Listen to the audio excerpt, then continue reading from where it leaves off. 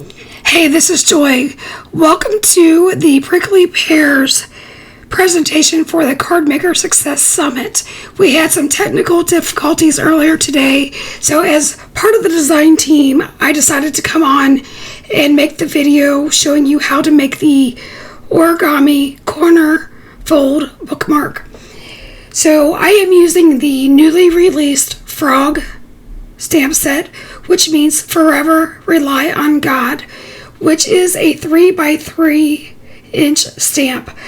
I am coloring this with Copics, so that way I did stamp this with Memento.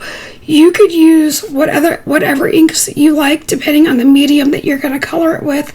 I always tend to go with Copics, so I'm leaving some of the coloring in.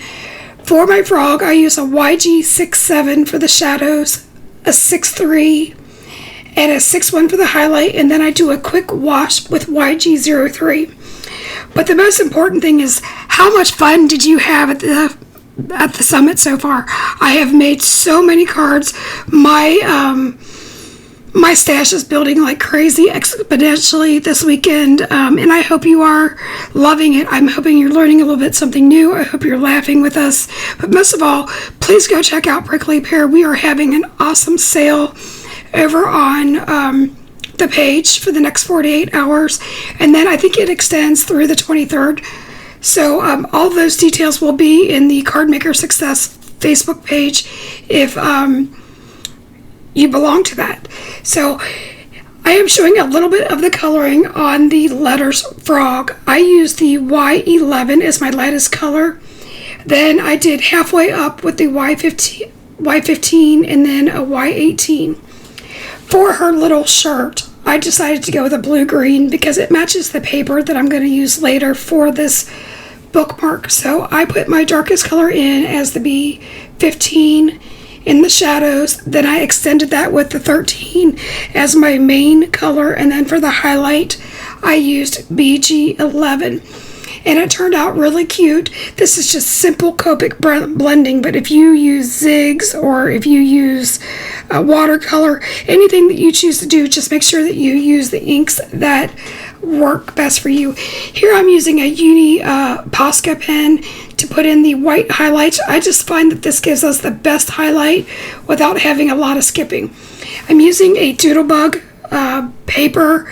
I think it's been retired, but this has a cute frog and some bugs on it. So here's where we're doing the origami. We've got the four sides, and we start with this being a diamond shape. So we are taking the what Sharon called 0.1 to 0.3, and we're folding that up. And I am using a little bit thicker paper. I do recommend using a scrapbook paper because it's a little bit thinner. So make sure that you use a bone folder to reinforce your lines. You're going to find that this lays much flatter, but you'll be much happier with a scrapbook paper. So there you see me reinforcing that score mark.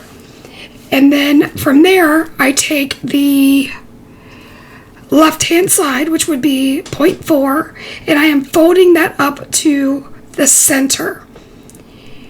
And then again, I'm bringing in a bone folder. I have a Teflon bone folder. You could use anything that you have, and if you don't have a bone folder, you could even take like a pen and just score that down with a flat surface. And then I repeat that with the right side, which would be corner number 2. If you look at the PDF that Sharon has as a free download on Prickley Pear website. From there, you're seeing that this comes up as a square again. We're taking that number 3 point and we're bringing it down to the center in between the two sides. Now I am going to kind of veer off just a hair from what Sharon did, and that's because I am using very thick paper. So she tells us just to go ahead and fold that and tuck it down under that fold, but I'm actually folding it forward. And that's just so that I can kind of prime my paper or break up those fibers, and you're seeing me score that. This point is going to now be folded down or tucked down into that corner. So if you're having trouble getting that down into the pocket, if you fold it first and you train your paper, you can then tuck it down.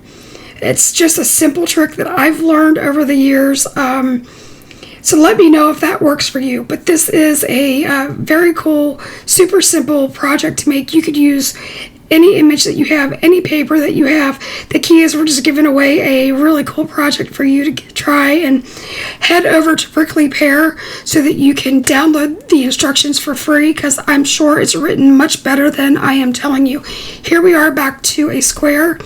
I trimmed down my F.R.O.G image just to be a hair smaller than the image, and I took a heart stencil, and I'm using I think this is picked raspberry distress oxide, just to give a little bit more interest. Again, you decorate it however you want. I added a few rhinestones to mine. I'm using the Barely Art Glue, which is found in the Prickley Pear store again, and here you're seeing that I am reading a devotional, and so I thought this was perfect to use as a bookmark. And this is so cool how this just goes right over the corner. So thank you so much for hanging out with us. Thank you for bearing with us with our technical issues. I hope to see you soon. Take care. Bye-bye, friends.